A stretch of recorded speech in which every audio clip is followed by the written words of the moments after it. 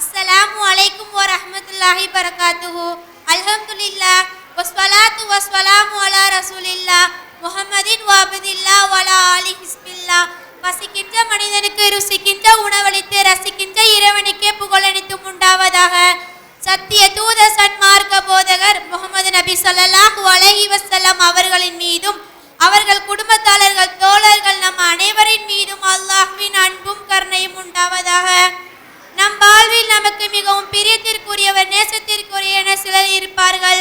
பெற்றோர்கள் பிள்ளைகளுக்கும் பிள்ளைகள் பெற்றோர்களுக்கும் நேசத்தை வைத்திருப்போம். ஆனால் இவ்வுலகில் எத்தனை பேர் நம்மை படைத்த அல்லாஹ்வை நேசிக்கின்றனர்.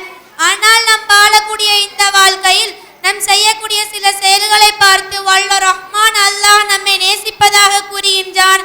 அல் குர்ஆனில் அல்லாஹ் நேசிக்கக்கூடிய நபர்கள் இன்னல்லாஹ யுஹிப்புத் தவ்வாபீன், பாவங்களை விட்டு மீள்பவர்களை அல்லாஹ் நேசிக்கின்றான். இன்னல்லாஹ யுஹிப்புல் முத்தவக்கிலீன், நிச்சயமாக அல்லாஹ் தன் மீது பொறுப்பேற்பவர்களை நேசிக்கின்றான்.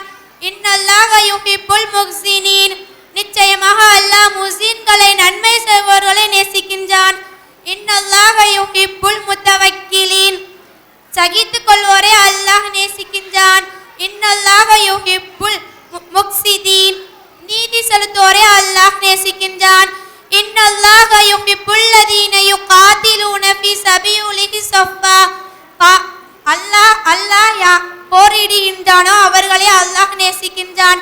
அல் குர்ஆனில் அல்லாஹ் நேசிக்கிறான் என வாக்கு கொடுத்ததை நம் வாழ்வில் அந்த குணங்களோடு வாழ்ந்து நம் வாழ்வை முழுமையாக அல்லாஹ் நேசம் பெற்ற வாழ்வாக வாழ முயற்சி செய்வோம் இன்ஷா அல்லாஹ். அஸ்ஸலாமு அலைக்கும் வரஹ்மத்துல்லாஹி பரகாத்துஹு.